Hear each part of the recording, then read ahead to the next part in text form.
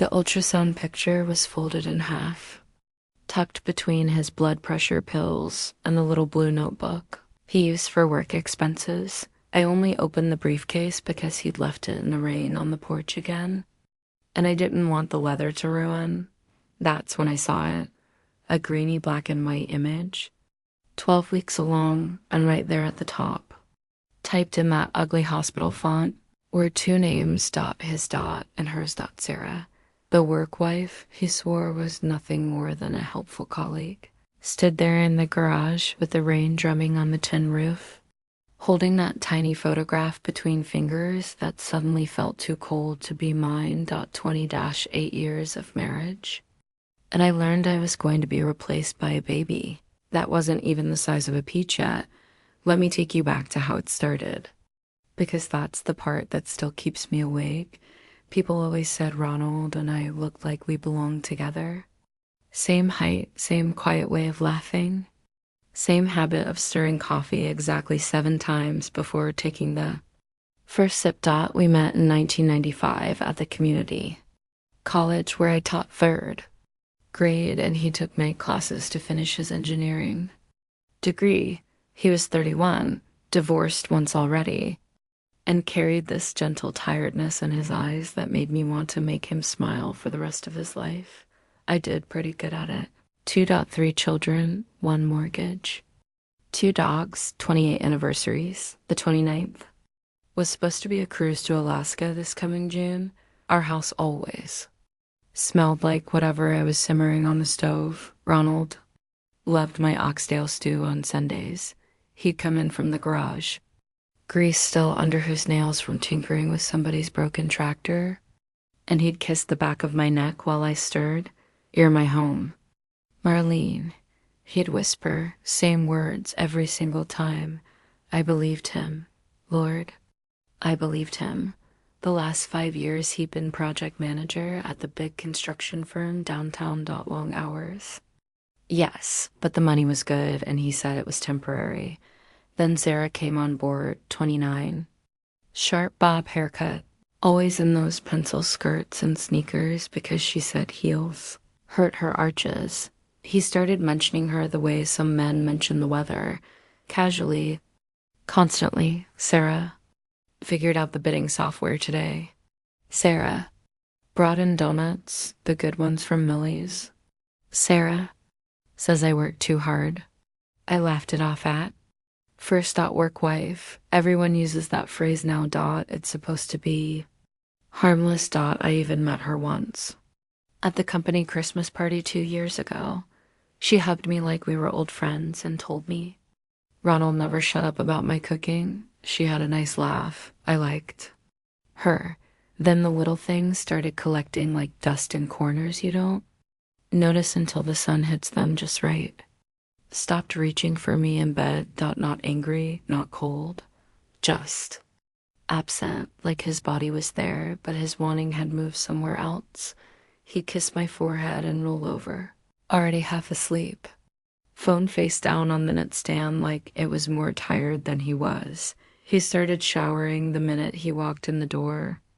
Even before saying hello, said it was because of the job site dust, but I know what job site dust smells like. After 30 years of washing his clothes, this was different.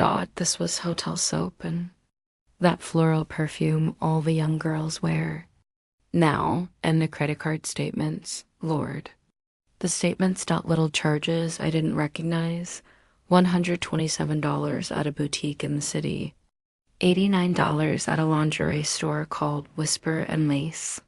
When I asked, he said it was a gift for his secretary's birthday. I let it go. I always let it go because I'm Marlene, the one who keeps the peace. I'm the one who packs his lunch with a little note every day, even when my arthritis flares up. I'm the one who still irons his shirts because he likes the creases sharp. I didn't want to be the suspicious wife. I wanted to be the trusting one, the good one, but suspicion has a way of growing quiet. Roots. It was late March when I found the first real crack. He came home later than usual, face flushed like he'd been running, said traffic was murder. I was folding laundry in the bedroom when his phone buzzed on the dresser. The screen lit up with a text preview. Can't wait to feel you again tonight. Doors unlocked. My hand stopped moving.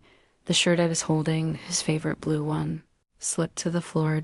I didn't pick up the phone. I should have, but I didn't. Instead, I stood there listening to the blood pound in my ears until he walked in. Saw my face, and everything changed in 1 second. His eyes went from soft to guarded, like someone pulled down a shade. Who's S? I asked, calm as you please. He blinked twice. Sarah from work. She's just checking if we're still on for the morning meeting. At 11:17 p.m.? I smiled. I don't know how I smiled, but I did. And I said, of course, baby. Long week, huh? He kissed my cheek and went to shower. I sat on the edge of the bed and felt the first real tear slide down without permission. That was the beginning of the end, even if I didn't know it yet. After that night, I started watching him the way you watch a pot you're scared is about to boil over, quiet, careful, pretending everything is normal while your whole body is braced. I never touched his phone again. I didn't need to. The signs were screaming now. I just had to learn how to hear them without covering my ears. He started working Saturdays. Whole days gone. Said they were behind on the new hospital contract. I'd pack him 2 sandwiches instead of 1. Kiss him at the door. Tell him I was proud of him. Then I'd sit in the living room with the curtains open, just enough to see his truck turn left toward the highway instead of right toward the job site. I began driving past the office on those Saturdays. Not every week. Just enough to hate myself for it. His truck was never there. Once, I saw Sarah's little white Civic parked behind the Marriott near the interstate. I sat in the Target lot across the street for 43 minutes, engine off, watching the lobby doors like a fool. They never came out. Maybe they used the side entrance. Maybe I didn't want to see our youngest. Jasmine was home from college for spring break. She noticed first. Mom, why are you so quiet? And why does Daddy smell like perfume now? I laughed it off, told her it was probably dryer sheets. She gave me that look teenagers give when they know you're lying. But love you too much to call it out. April came in warm. Our 30th anniversary was 2 months away. I had already paid the deposit on the Alaska cruise. 14 nights inside Passage, the balcony cabin he always talked about. I kept the confirmation email printed and tucked in my Bible like a promise. One Thursday, he forgot his briefcase on the kitchen counter. He'd been rushing out the door, phone to his ear, laughing in that low way he used to laugh with me. Be there in 20. Babe. He'd said babe. He hadn't called me babe in years. The briefcase was sitting there beside his travel mug. Still warm. I told myself I was just moving it to the office so it wouldn't get spilled. That's all.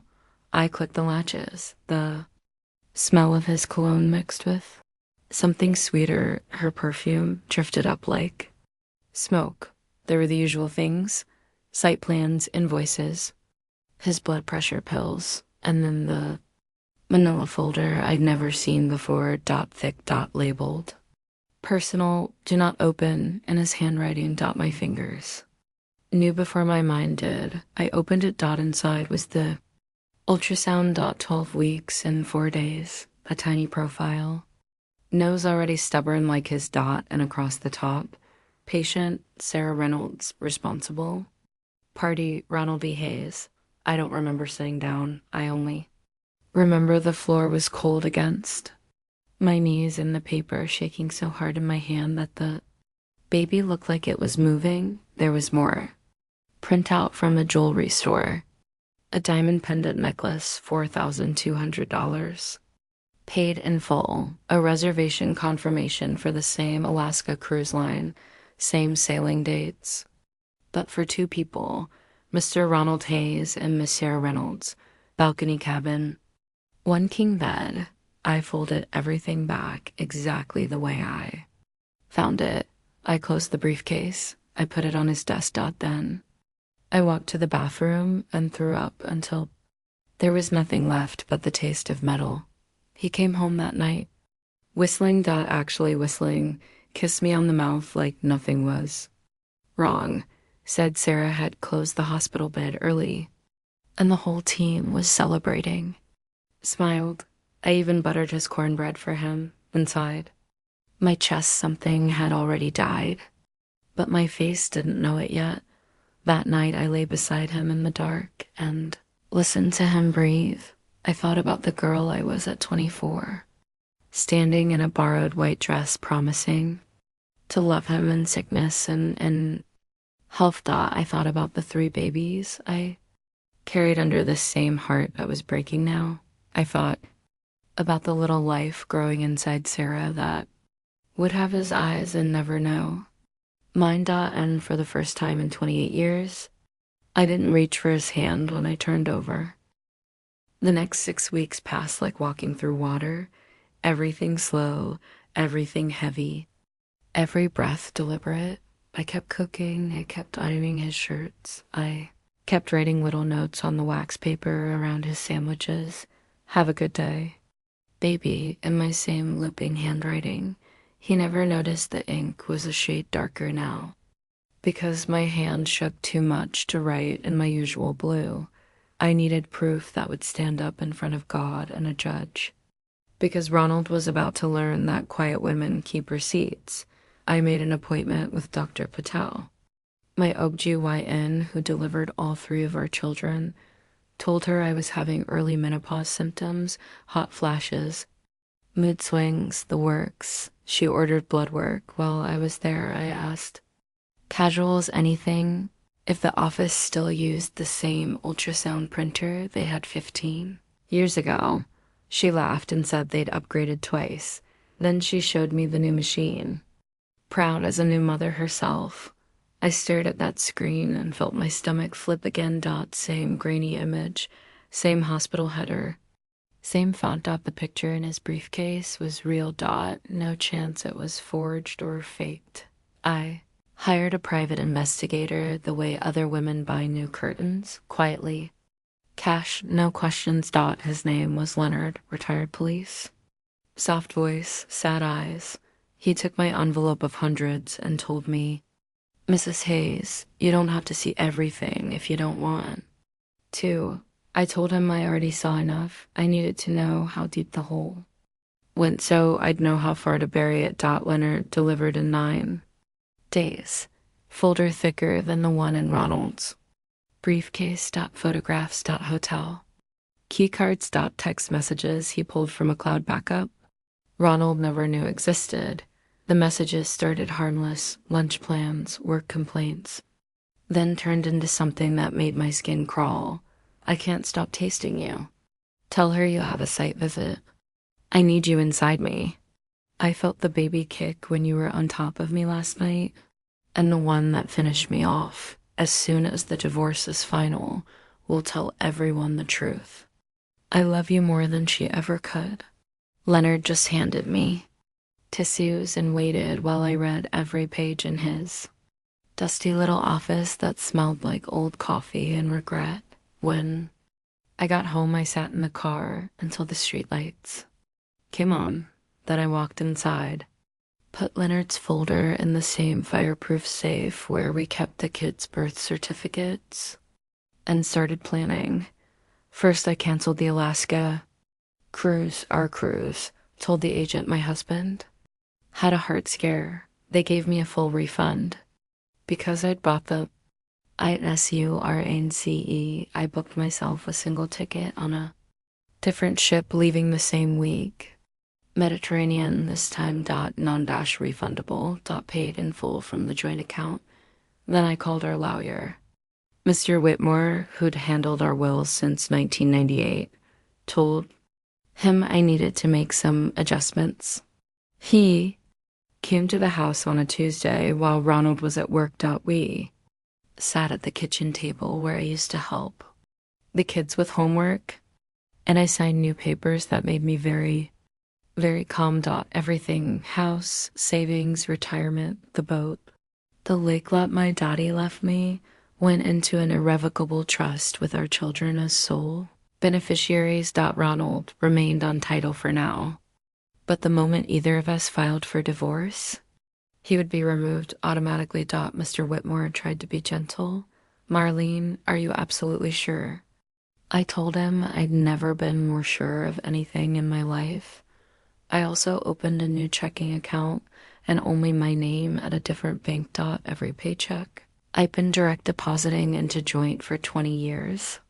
I changed it. Quietly. Online. Took 37 seconds, and I waited. Ronald started getting nervous around week 10 of Sarah's pregnancy.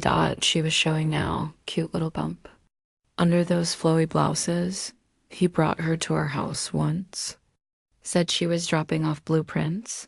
I offered them iced tea. Like a good hostess, she put her hand on her stomach and smiled at me.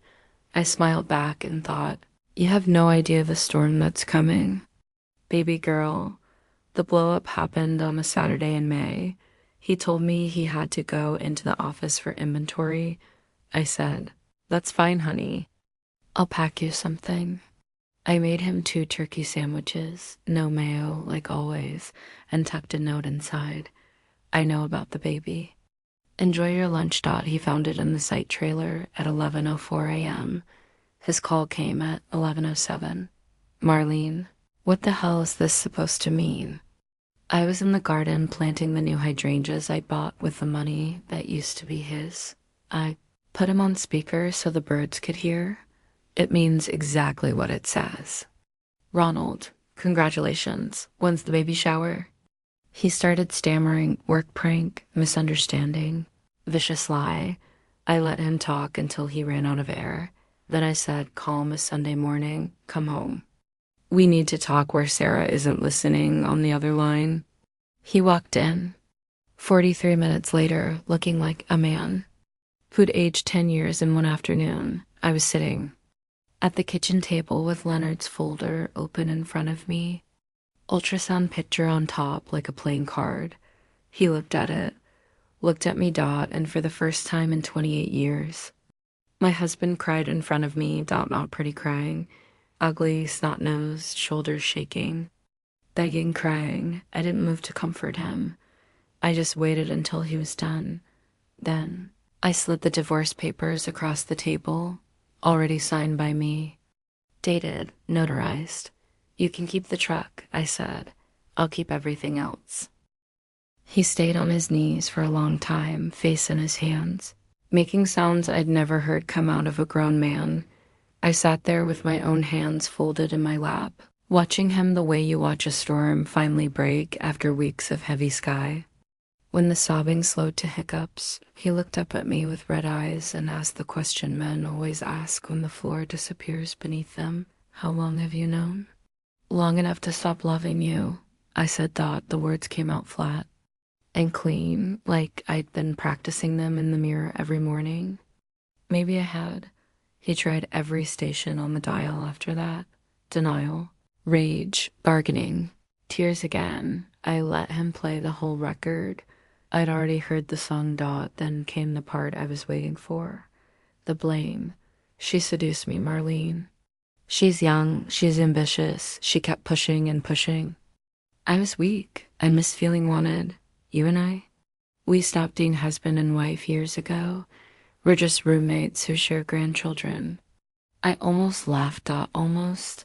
Ronald, I said, soft as butter, I have slept beside you every single night for 28 years. I have warmed your side of the bed with my body when you were late. I have left the porch light on and dinner in the oven until midnight, more times than I can count. I have kissed you goodnight, even when my heart was sore from something you said or didn't say. Don't you dare tell me I stopped being your wife. You stopped showing up. He had nothing after that. Just sat back on the floor like a child who'd been scolded and didn't know where to put his hands. I stood up. smoothed my skirt, and told him the new rules. You will move into the basement tonight. You will tell your children whatever story keeps your pride warm. I don't care. But you will not humiliate me in this town. And you will not bring that woman or that child into this house. When the baby is born, you will support it. I'm not a monster, that you will do it from somewhere else, because this home belongs to me and the children we raise right. He opened his mouth, closed it, opened it again. Marlene, the cruise. Sarah already told her parents we're going as a couple. They think we're engaged. I smiled then, a real smile, the first one in months. Then you'd better call Sarah and tell her the wedding's off, because the only thing you're taking on that boat is a one-way ticket to disappointment. He moved into the basement that same night, took his pillow and his CPAP machine and the ugly orange lamp he loves. I locked the inside door at the top of the stairs and slept better than I had in a year. 3 days later, Sarah showed up at the house, 7 months pregnant, cheeks glowing, wearing a pale pink maternity dress and the diamond pendant I paid for. She stood on my porch crying, both hands cradling that belly like it was made of glass. Double quotes, Mrs. Hayes. Please, he said you knew. He said you were okay with everything. He promised we'd be a family. I looked at her for a long time, really looked. She was beautiful in that careless way young women are, when they still believe love fixes everything. I felt sorry for her for exactly 3 seconds. Then I remembered the text messages. The cruise. The way she smiled at me over iced tea while my husband's child grew inside her. Sarah, I said, voice steady, you are about to learn the hardest lesson a woman ever learns. When a man cheats with you, he'll cheat on you. You think you won. You didn't. You just moved into the same cage. I'm walking out of. Good luck.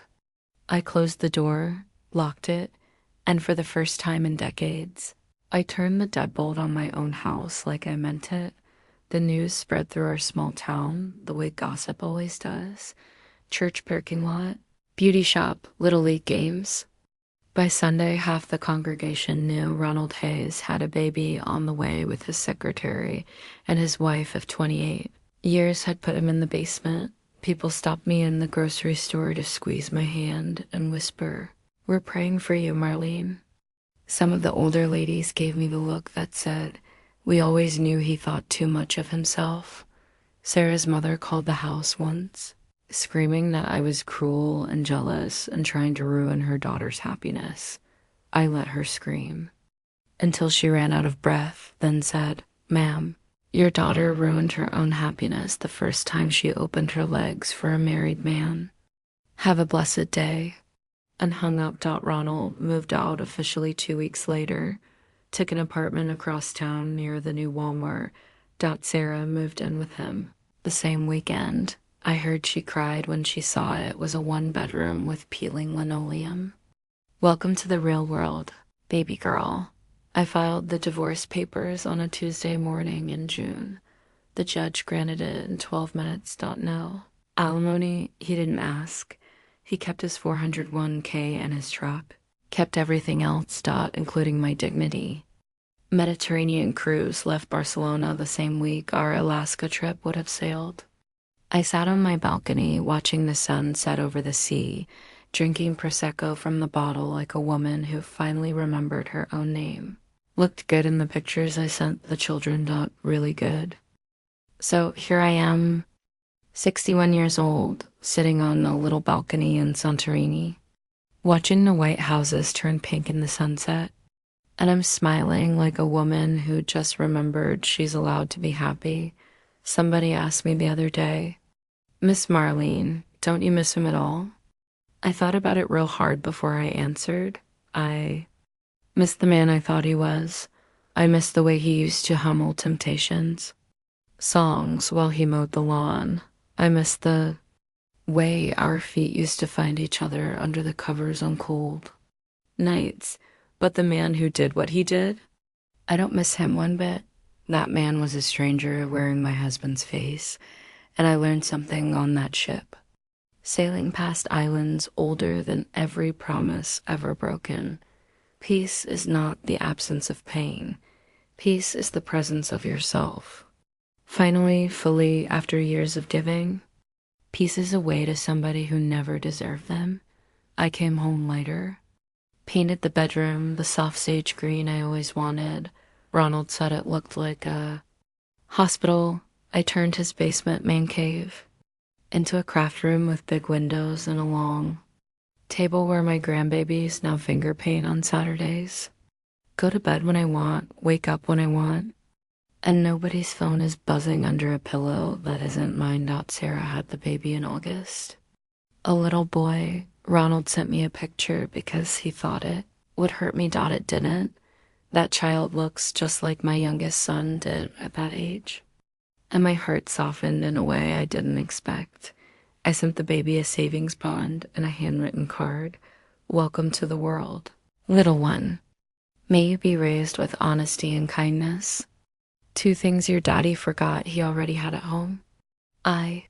Here they fight something fierce now. Money's tight. The apartment leaks when it rains. Sarah cries a lot. Ronald, age 10 years in one.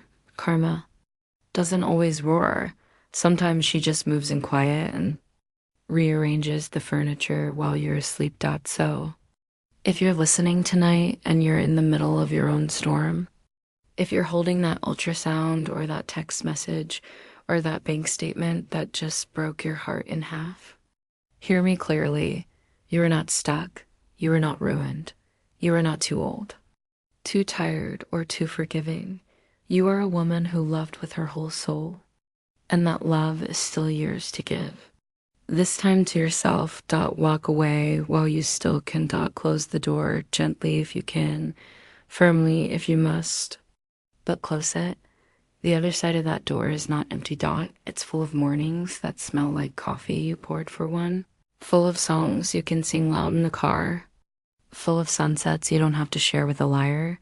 I'm living proof. And if anybody ever tries to tell you that a woman who leaves is bitter, smile real sweet and tell them, no, baby, I'm not bitter, I'm free. Now I want to hear from you. In the comments, tell me, when was the moment you knew you had to choose yourself? Or if you're still waiting for that moment, ask me anything. I'll be right here reading every single one. Until next time, take care of your heart, darling. It's the only one you've got. See you in the next story. And don't forget to subscribe so we can keep walking this road together.